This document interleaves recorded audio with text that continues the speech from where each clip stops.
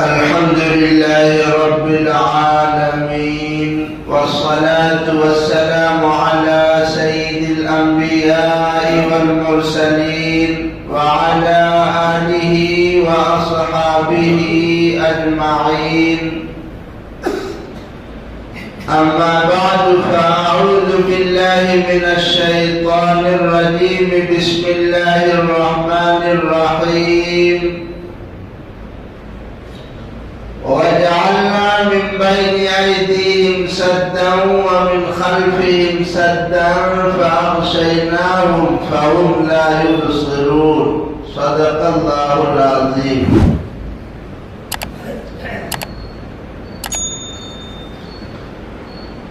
اللہ تبارک و تعالی نے انسانی جسم میں ایک ایسی جگہ ہے جہاں ایمان اور تقوی رہتا ہے.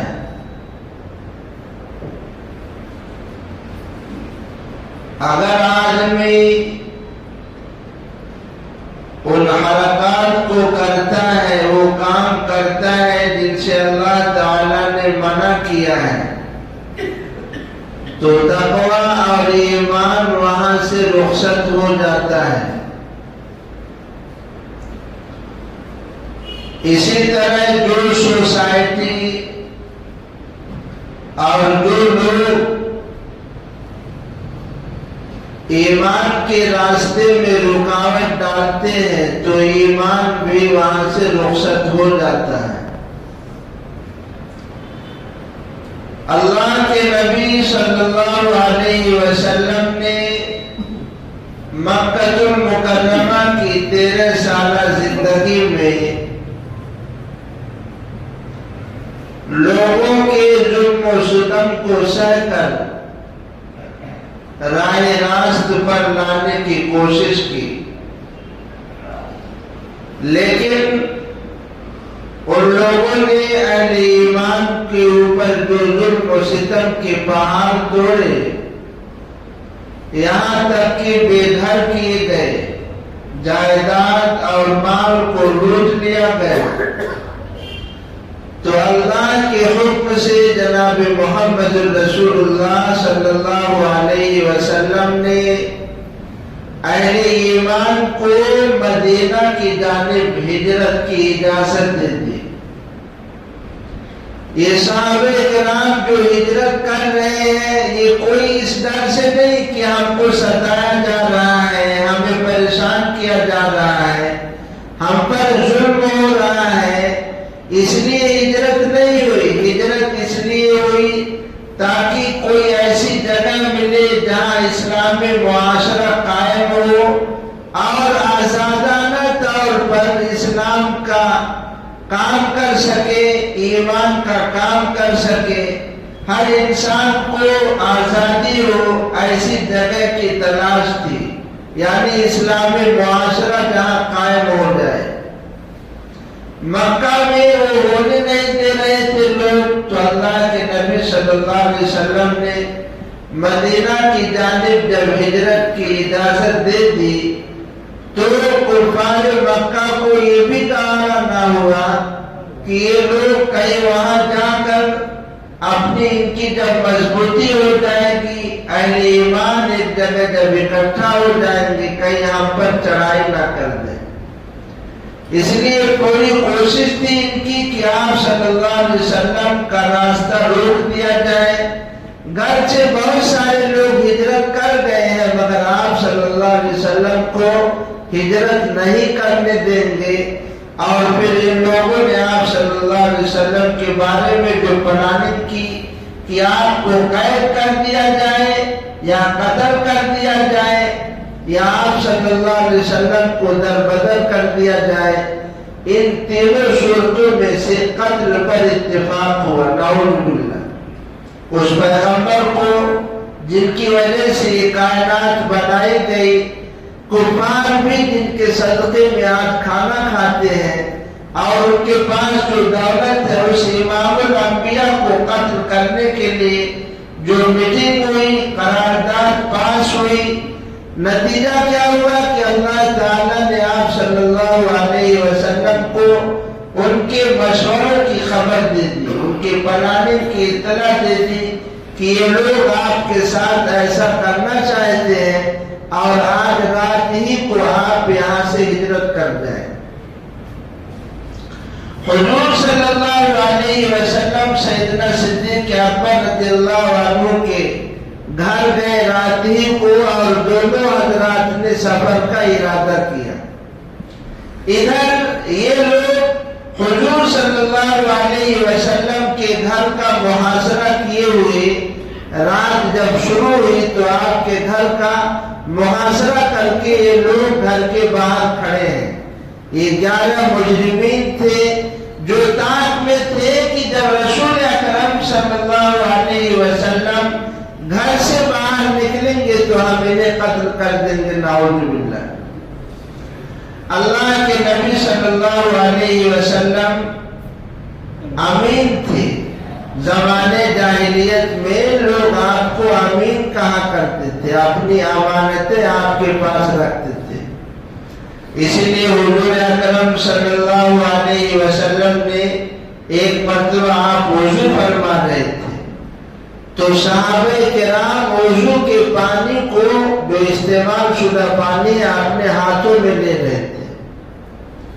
حضور صلی اللہ علیہ وسلم نے پوچھا آپ لوگ ایسا کیوں کرتے ہیں؟ صحابہ نے فرمایا محبت کی وجہ سے۔ اللہ کے نبی نے فرمایا دیکھو مجھ سے محبت اگر کر رہے ہو تو کبھی جھوٹ مت بولو۔ کیا نہ بولو؟ کبھی جھوٹ مت بولو، ہمیشہ سچ بولو، امانت میں خیانت نہ کرو، اور تمہارا جو پڑوسی ہے تم سے اس کو کوئی تکلیف نہ پہنچے۔ اگر یہ کام کر رہے ہو تو سمجھ لو مجھ سے محبت ہے، اور اگر یہ کام نہیں ہے تو استعمال شدہ پانی کو تم لے لو اور دعویٰ کرو تو ایسا نہیں ہے۔ خراج عقیدت ادا کرنے والوں، خراج عقیدت سے کیا کام ہوگا؟ یہی ہے زمانی محبت کا عالم تو دین ہدا اور بدنام ہوگا۔ اللہ کے نبی صلی اللہ علیہ وسلم نے اس نوجوان صحابی کو جن کو آپ نے ابھی تک روک رکھا تھا، ان کو آپ نے فرمایا یہ امانتیں ہیں، میں تو ہجرت کر رہا ہوں لیکن تم میرے بستر پر سو جانا، میری وہ خضرمی چادر کو اوڑھ کر، اور جب صبح ہو تو مکہ کی امانتیں جن جن لوگوں کی میں دے کر جا رہا ہوں انہیں سونپ دینا۔ اور سیدنا حضرت علی رضی اللہ عنہ کو آپ نے اپنے مبارک بستر پر سلا دیا۔ ادھر یہ لوگ باہر گھر کا محاصرہ کر رہے ہیں، ادھر رسول اکرم صلی اللہ علیہ وسلم کی بیٹیوں نے، اس میں حضرت عائشہ صدیقہ رضی اللہ عنہ بھی ہیں، اور سیدنا ابو بکر صدیق رضی اللہ عنہ کی بیٹی حضرت اسماء، یہ وہ مقدس خاتون ہے جن پر تقدس ناز کرتا ہے۔ صدیق اکبر کی یہ بیٹی نے کھانا انتظام تیار کیا حضور اکرم اور اپنے والد کے لیے، اور باندھنے کے لیے کچھ مل نہیں رہا ہے تو انہوں نے اپنے کمر کے پٹکے کو 2 ٹکڑا کر کے باندھ دیا، جن سے ان کا لقب پڑ گیا ذات النطاقین۔ یہ وہی اسماء ہے جن کے شوہر بھی صحابی، جن کے لڑکے بھی صحابی، شوہر زبیر ابن العوام اور لڑکے حضرت عبداللہ بن زبیر، یہ ابو بکر صدیق رضی اللہ عنہ کی بیٹی ہے۔ یعنی آپ سوچئے جب مدینہ منورہ لوگ ہجرت کر گئے ہیں تو جو مہاجرین ہجرت کر گئے تھے ان کی کوئی اولاد نہیں ہوتی تھی، تو یہودی مذاق اڑاتے تھے، کہتے تھے ہم نے مسلمانوں پر سحر کر دیا ہے، جادو کر دیا ہے، اب ان کی یہاں اولاد نہیں ہوگی۔ پہلا بچہ جس خاتون کے ہوتا ہے وہی حضرت اسماء ہے، پہلا لڑکا جن کا نام ہے عبداللہ۔ حضرت عائشہ صدیق اسی سے اتنا پسند تھا سیدنا حضرت سیدہ عائشہ صدیقہ رضی اللہ عنہا کو کہ انہوں نے اپنا کنیت رکھ لی ام عبداللہ۔ جب یہ بچہ ہوا تو یہودی تو کھسیا کے رہ گئے، شرما کے رہ گئے، ساری پلاننگ ان کی فیل ہو گئی۔ حضرت صدیق اکبر رضی اللہ عنہ نے اس بچے کے کان میں اذان دی اور حضور اکرم صلی اللہ علیہ وسلم نے تہنیت فرمائی۔ یعنی جیسے بچہ پیدا ہوتا ہے، کھجور وغیرہ کوئی نیک آدمی اپنے منہ میں لے کر بچے کے منہ میں ڈال دیتا، اسے تہنیت کہتے ہیں۔ یہ تہنیت کس نے فرمائی؟ حضور اکرم صلی اللہ علیہ وسلم، جن کے دادا بھی صحابی، جن کے باپ بھی صحابی، جن کی ماں بھی، یہ وہ خاتون ہے سیدہ اسماء رضی اللہ عنہا نے حضور صلی اللہ علیہ وسلم نے خوشخبری دی کہ جس طریقے سے تم نے اپنے پٹکے کو دو ٹکڑے میں کر کے توشے دان کو باندھ دیا ہے، اللہ اس کے بدلے میں تمہیں جنت میں دو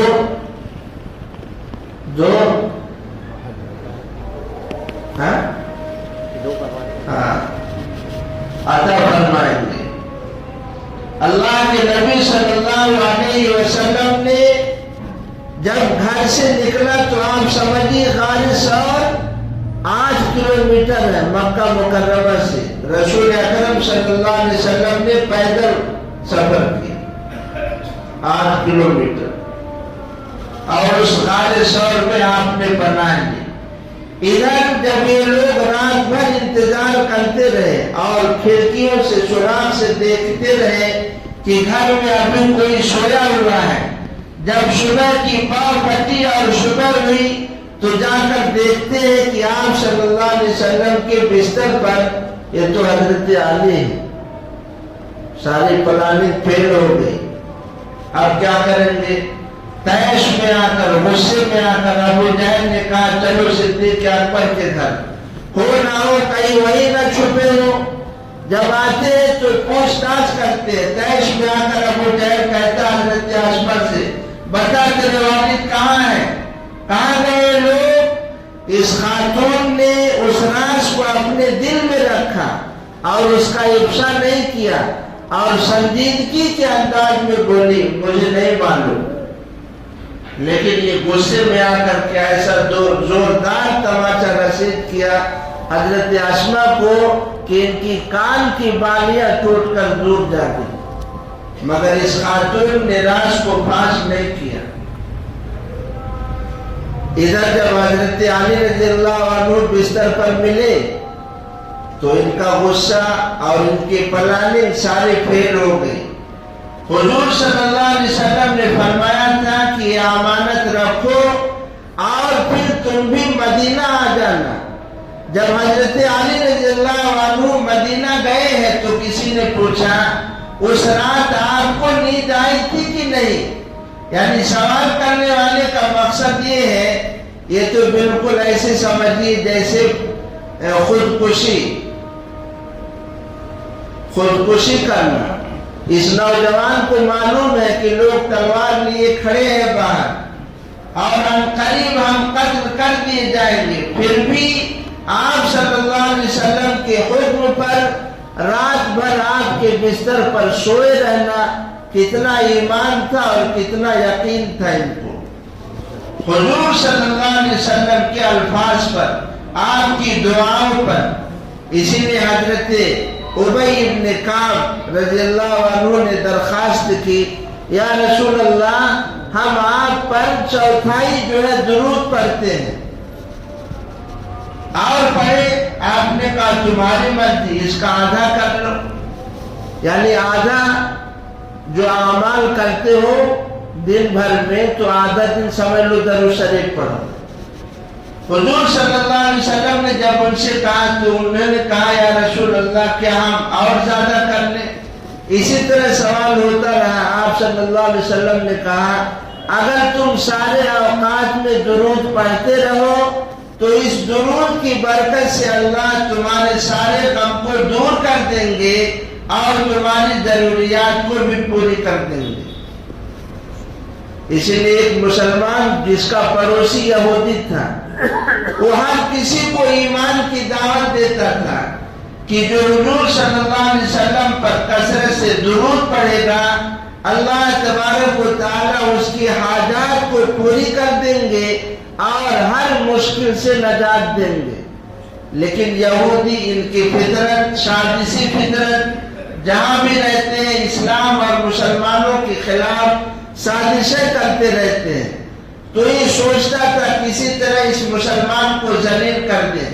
سونار کے پاس گیا اور جا کر کے سونار سے کہا ایک ایسی انگوٹھی بناؤ کہ جس نقشے کی انگوٹھی تم نے کسی کے لیے بنائی نہ ہو. اس سونار نے انگوٹھی جب بنا دی تو یہودی نے مسلمان کو لا کر امانت کے طور پر دے دیا. اور جب اس مسلمان نے اس انگوٹھی کو رکھ لیا تو یہ کسی طریقے سے دیکھ لیا کہ اس نے انگوٹھی کہاں رکھی ہے. جا کر انگوٹھی کو چوری کر لیا اور چوری کرنے کے بعد یہ سفر کرتا ہوا جب کشتی میں دریا میں جا رہا ہے انگوٹھی کو دریا میں پھینک دیا کہ اب ہم جب امانت حاصل کرنے کے لیے جائیں گے اور مسلمان ہماری امانت واپس نہیں کرے گا تو پھر پورے محلے میں سوسائٹی میں تھو ہو جائے گی, ذلیل و رسوا ہو جائے گا. اور یہ جو ہر دم سب کو کہتا رہتا ہے کہ جو درود پڑھے گا اس کی حاجتیں پوری ہوں گی, مشکل میں نجات ملے گی, یہ اس کا معاملہ فیل ہو جائے گا اور ذلت و رسوائی ہو جائے گی. لیکن اللہ کا کرنا ایسا ہوا.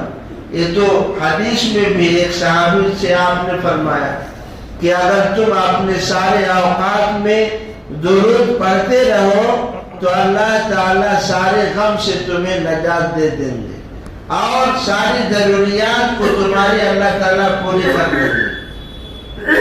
جب یہ یہودی واپس آیا سفر سے اور انگوٹھی لینے کے لیے گیا تو اس مسلمان نے کہا بیٹھیے ناشتہ کر کے جائیے, آج ہم گئے تھے شکار کرنے کے لیے اور ایک مچھلی ہم لے کے آئے ہیں. اور بیوی کو آواز دی کہ اس مچھلی کو فرائی وغیرہ کر لو. جب بیوی نے مچھلی کو کاٹا تو اس میں سے انگوٹھی نکلی, فوراً چلائی اپنے شوہر کو ادھر آئیے. تو اس نے مسلمان نے انگوٹھی کو لے کر رکھ لیا. ناشتہ وغیرہ ہوا. اس یہودی نے کہا میں نے جو امانت دی تھی وہ امانت مجھے واپس کیجیے. اس مسلمان نے امانت کو واپس کر دیا. اب دیکھا تو وہی انگوٹھی. اب پریشان کیا کہے کیسے کرے. پھر اس نے اپنا راز بتایا کہ ہم نے چوری کر لی تھی لیکن یہ انگوٹھی کہاں سے ملی آپ کو. تو اس مسلمان نے کہا ہم نے شکار کیا اور جو مچھلی شکار میں آئی اس کے پیٹ سے انگوٹھی نکلی. یہ ہے کہ جو اللہ تعالیٰ کے رسول کے فرمان پر یقین رکھتا ہے اللہ تبارک و تعالیٰ کبھی اسے ذلیل و رسوا نہیں کرتے. یہ حضرت علی رضی اللہ عنہ نے فرمایا ارے بھائی تم یہ سوال کرتے ہو کیسے نیند آئی تھی. اس دن مجھے ایسی نیند آئی کہ اتنی میٹھی نیند ہم کبھی سوئے ہی نہیں, کیونکہ مجھے آپ کے فرمان پر یقین تھا کہ علی جب صبح ہوگی تو مدینہ تم آ جانا اور جن کی امانتیں ہیں انہیں واپس کر دینا. آج ہم مسلمانوں کو آپ کے فرمان پر یقین نہیں. آپ نے فرمایا یہ دعا پڑھ لو تو یہ ملے گا, یہ دعا پڑھ لو تو یہ ملے گا. آج کتنے لوگ ہیں وظائف کرتے ہیں دعائیں پڑھتے ہیں لیکن نہیں, کچھ نہیں ہونے والا ہے, نہ کچھ ہوتا ہے. ہوتا کیوں نہیں؟ سرسری زبان سے ہم دعا پڑھ لیتے ہیں, دل میں دماغ ہمارا کہیں ہوتا ہے, دعاؤں کے معنوں پر غور نہیں, اس کی گہرائی میں نہیں جاتے, نتیجہ کیا ہوتا ہے. ورنہ تو آپ دیکھتے ہیں درود شریف کہ ایک مرتبہ اگر درود شریف پڑھو 10 رحمتیں نازل ہوتی ہیں. ہوتی ہے کہ نہیں؟ اگر اللہ کی ایک رحمت پڑ جائے کسی انسان پر اس کا بیڑا پار ہو جائے. لیکن ہوتا ہے کیا؟ کائے نہیں ہوتا. اس حساب سے ہم پڑھتے نہیں, ہم کو یقیناً نہیں ہے نماز سے ہمیں یہ ملے گا. اس دعا سے ہمیں یہ ملے گا. وہ بھی صحابہ کرام تھے. یہ حضرت علی رضی اللہ عنہ ہجرت کر گئے عافیت کے ساتھ, کوئی ٹینشن نہیں, آپ کے فرمان پر یقین. ادھر رسول اکرم صلی اللہ علیہ وسلم نے غار ثور میں جب پناہ لی, اب اعلان ہو گیا مکہ کے اندر کہ جو رسول اکرم صلی اللہ علیہ وسلم کو پکڑ کر لائے گا اسے 100 اونٹ انعام دیا جائے گا. اور اونٹ بہت بھاری قیمت ہے 100 اونٹ کی. آپ یہ سمجھیے کتنی مشقت کے ساتھ یہ سفر ہو رہا ہے. صدیق اکبر رضی اللہ عنہ نے 6 یا 7 ہزار درہم جو ہے جو کچھ گھر میں تھا سب لے کر چلے گئے. جب ان کے والد اپنی بیٹیوں سے پوچھتے ہیں کہ تمہارا باپ کچھ چھوڑ کر گیا ہے کہ نہیں, تو ان لوگوں نے کنکریوں کو برتن میں رکھ کر اوپر سے کپڑا ڈھک دیا. اور چونکہ ابو بکر صدیق رضی اللہ عنہ کے والد نابینا ہو گئے تھے تو ہاتھ کو اس پر رکھ دیا اور کہا دیکھیے اتنا سکہ ہے, یہ سب چھوڑ کر گئے تسلی کے لیے. تو ابو قحافہ جو ابو بکر صدیق رضی اللہ عنہ کے والد ہیں فرمانے لگے ابو بکر نے اچھا کیا, تب تو کوئی ٹینشن کی بات نہیں. اس طریقے سے لوگ کیسا ایمان تھا ان کا, یہ جو واقعات ہیں یہ ایسے نہیں ہیں. حضور صلی اللہ علیہ وسلم کو پکڑنے کے لیے 100 اونٹ کا انعام. غار ثور آپ جائیں گے, دیکھیں کہ نہیں, کوئی دیکھا ہے کہ نہیں دیکھے دیکھو آپ کی مسجد میں ایک صاحب آپ بھی دیکھیں. اس کا جو غار ہے جب اس کے اندر جائیں گے پہلے گہرائی ہے پھر اوپر چڑھاؤ ہے. مطلب اندر جو جائے گا تو وہ اگر غار کے باہر کوئی آدمی کھڑا رہے گا تو اس کا پیر نظر آئے گا. اس غار کا دہانہ ایسا بنا ہوا ہے. سیدنا صدیق اکبر رضی اللہ عنہ نے غار میں داخل ہونے سے پہلے آپ صلی اللہ علیہ وسلم سے فرمایا آپ باہر رکیے, پہلے ہم صاف کر لیں. آپ اندر گئے, سارے سوراخوں کو بند کر دیا. کچھ سوراخ تھے تو اپنے پاؤں مبارک کو وہاں لگا لیا اور آواز دی. رسول اکرم صلی اللہ علیہ وسلم جب اندر گئے تو آپ آرام کرنے کے لیے لیٹ گئے, لیکن اس سوراخ میں کوئی جانور تھا جس نے ڈس لیا. یہ معجزہ ہے حضور اکرم صلی اللہ علیہ وسلم کا کہ جس زہریلے جانور نے ڈسا ہے آپ کے لعاب مبارک کی برکت سے سیدنا صدیق اکبر کو شفا مل گئی. حضور اکرم صلی اللہ علیہ وسلم جب 3 دن کے بعد غار ثور سے نکلتے ہیں, آپ کو یہ بھی بتا دوں کہ جب مکہ سے آپ نکلے ہیں تو جو راستہ مدینہ کی جانب جاتا ہے اس راستے کو آپ نے اختیار نہیں کیا, دوسرے راستے سے یمن ہوتے ہوئے کہیں اور سے ٹرن مارتے ہیں, یعنی اجنبی راستے سے جہاں سے لوگ سفر نہیں کیا کرتے تھے. اس لیے ایک محفل میں حضرت سراقہ بن مالک اپنے دوستوں کے ساتھ بیٹھے ہوئے ہیں. اسی محفل میں یہ تذکرہ ہو رہا ہے کہ میں نے کچھ لوگوں کو دیکھا ہے جو اونٹ پر سفر کر رہے ہیں. کس پر سفر کر رہے ہیں؟ اونٹ پر. یعنی آپ یہ سمجھیے کہ مکہ سے غار ثور تک 8 کلومیٹر یہ پیدل کا سفر ہے. اس کے بعد ایک گائیڈ غار ثور اونٹ پہنچا دیتا ہے جو پہلے سے تیار رکھا گیا تھا, وہاں سے اونٹ کا سفر ہوتا ہے. مکہ سے جب آپ نکلے ہیں تو اونٹ سے نہیں گئے ہیں, اونٹ کا سفر غار ثور سے شروع ہوتا ہے. تو کسی نے دیکھا صحرا کے اندر کوئی سفر کر رہا ہے, ہو نہ ہو کہیں وہ ابو بکر اور آپ صلی اللہ علیہ وسلم نہ ہو. یہ سراقہ بن مالک ابھی تک اسلام نہیں لائے تھے. کہنے لگے ارے چھوڑو, وہ کہاں سے ہو سکتے, وہ جو فلاں تھا کوئی اور تھا. اس طرح بات ترخا دی اور نیت ان کی کیا تھی کہ میں جاؤں گا اور آپ کو پکڑوں گا اور 100 انعام حاصل کروں گا. مگر یہ جب جاتے ہیں تو کیا منظر عجیب ہے. سیدنا صدیق اکبر رضی اللہ عنہ کبھی رائٹ, کبھی لیفٹ, کبھی آگے, کبھی پیچھے, اس طرح کود رہے ہیں. آپ صلی اللہ علیہ وسلم نے فرمایا ابو بکر یہ حرکتیں آپ کیوں کر رہے ہیں؟ کبھی دائیں کبھی بائیں، کبھی آگے کبھی پیچھے۔ ابو بکر صدیق رضی اللہ عنہ نے فرمایا جب مجھے دشمن کا خیال آتا ہے کہیں رائٹ سے حملہ نہ کر دے تو میں رائٹ ہو جاتا ہوں، پھر لیفٹ ہو جاتا ہوں، پھر آگے پھر پیچھے، اس طرح آپ کی حفاظت کرتا ہوں۔ اس لیے کہ اگر آپ کو کچھ ہو جاتا ہے تو امت کا کیا ہوگا؟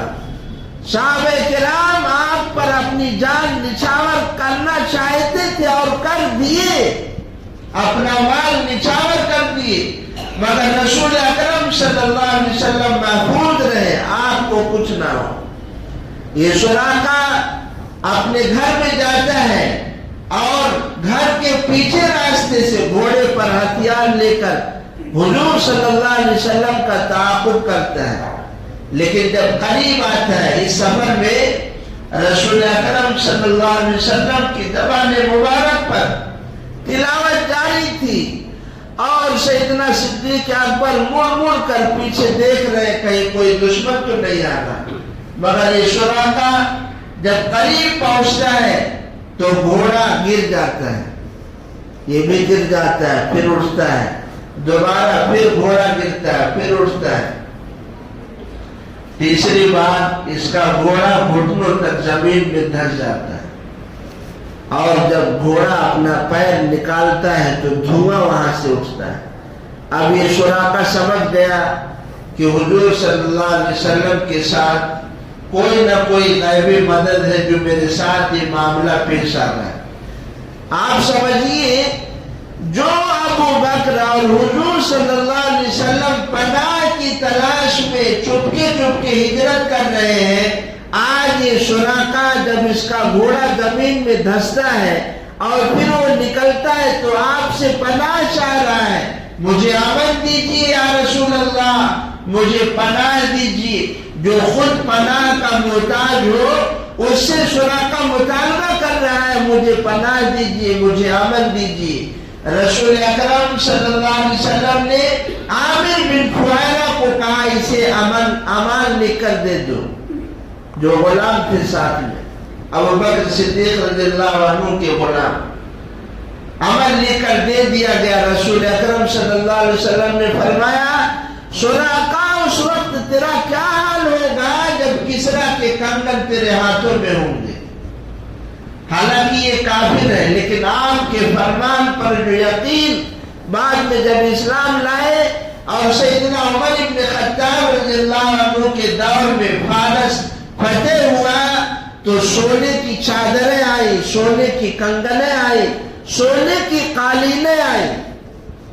حضرت علی رضی اللہ عنہ کے مطلب آپ سمجھ سکتے ہیں، یہ مسجد میں جو چٹائی بچھی ہوئی ہے سونے کی قالینیں، جب کسرا فتح ہوا سونے کی قالین، کتنا مال و دولت۔ لیکن صحابہ حضرت عمر رضی اللہ عنہ کی آنکھوں سے خود آنسو جاری ہیں، اتنی فتوحات اور اتنی دولت اللہ دے رہے ہیں۔ اس سراقہ کو آپ نے کہا تھا تو عمر فاروق رضی اللہ عنہ کے دور میں جو کنگن آیا تھا تھوڑی دیر کے لیے سراقہ کے ہاتھوں میں پہنا کر پھر نکال دیا گیا، کیونکہ مسلمان مردوں کو سونا نہیں پہننا ہے نا۔ مگر آج کل کیا کیا پہنتے ہیں، آج ہاتھوں میں چین ہے، گلے میں کیا ہے، کان بھی آج مرد چھدواتے ہیں، کیا کیا کرتے ہیں۔ کہاں چلا گیا ہمارا نوجوان؟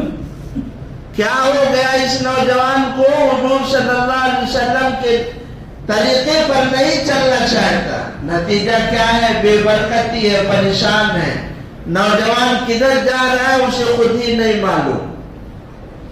حضور اکرم صلی اللہ علیہ وسلم نے یہ بھی کہا کہ جا تو رہے ہو واپس، مگر یہ جو ہماری تمہاری ملاقات ہے کسی سے کہنا نہیں۔ اس لیے راستے میں جو بھی ملتا سراقہ اسے کہہ دیتے ادھر مت جاؤ، ہم تو پورا چھان مارے، ہم ہر جگہ تلاش کر لیے ہیں، کہیں حضور صلی اللہ علیہ وسلم ملے نہیں۔ اس طرح کہہ کر سب کو واپس کر دیتے، اور رسول اکرم صلی اللہ علیہ وسلم سفر کرتے ہوئے راستے میں ام معبد کے گھر تک جب پہنچے ہیں تو آپ بھوکے ہیں، جو توشہ ختم ہو گیا، اس لیے ان سے کچھ خریدنا چاہتے ہیں، مگر ان میں معبد کے ہاں کچھ تو ہے ہی نہیں۔ ایک بکری سائڈ میں کھڑی ہوئی ہے اور ساری بکریاں چرنے کے لیے چلی گئی۔ رسول اکرم صلی اللہ علیہ وسلم نے فرمایا اجازت دو تو اس بکری کا دودھ دور لو۔ ان میں معبد نے کہا یا رسول اللہ یہ تو چرنے کے لیے نہیں گئی، اس کے تھنوں میں دودھ کہاں؟ آپ نے کہا اجازت تو دو۔ رسول اکرم صلی اللہ علیہ وسلم نے اس بکری کو جس کو دودھ نہیں آتا تھا، آپ نے ہاتھ لگایا تو اس کا تھن دودھ سے بھر گیا۔ رسول اکرم اسی لیے کہتے ہیں کہ دیکھو جو رسول اکرم صلی اللہ علیہ وسلم نے چاند کے 2 ٹکڑے کیے، یہ تکوینی عمل ہے۔ ایک عمل آپ کا تشریح ہے، مطلب دعائیں جو آپ کی ہے، نماز ہے، روزہ ہے، اس میں اللہ نے اتنی طاقت رکھی ہے کہ آپ دیکھیے کہ حضور صلی اللہ علیہ وسلم نے جو طریقہ بتایا ہے اس نظام پر چل کر آدمی صرف خشکی، تری، بحر بر ساری چیزوں پر، افریقہ کے جنگلوں پر، چوپاؤں پر، درندوں اور چرندوں پر صحابہ حکومت کر دیں۔ کس پر چل کر؟ آپ کے نقش قدم پر چل کر۔ جب آپ کے سنتوں پر عمل کریں گے، آپ کے طریقے پر چلیں گے تو اللہ تعالیٰ کی مدد ہوگی، اور جب ہم آپ کا طریقہ چھوڑ دیں گے، اس سے بے رخی اختیار کریں گے تو اللہ کی مدد بھی اٹھا لیا جائے گا۔ اس طریقے سے آپ صلی اللہ علیہ وسلم، یہ ام معبد جو ہے آپ سمجھیے یہ کافرہ ہے، ابھی اسلام نہیں لائی ہے، مگر جو نقشہ کھینچی ہے آپ کی خوبصورتی کا اور آپ کے بدن مبارک کی ساخت کا، کہ آپ اچھے اچھے شاید اپنے دانتوں کے نیچے انگلیاں دبا دی کہ ایک دیہات کی رہنے والی عورت حضور صلی اللہ علیہ وسلم کی اتنی تعریف اور خوبیاں بیان کر رہی۔ حضور اکرم صلی اللہ علیہ وسلم کا ادھر سے تو سفر ہو رہا ہے، ادھر مدینہ کے لوگ انتظار بھی کر رہے ہیں۔ کیسا انتظار؟ انشاءاللہ آگے آپ کے سامنے بات آئے گی۔ اللہ تبارک و تعالی ایمان و یقین کی دولت سے مالا مال فرمائے۔ وَمَا عَلَيْنَا إِلَّا الْبَلَاغُ۔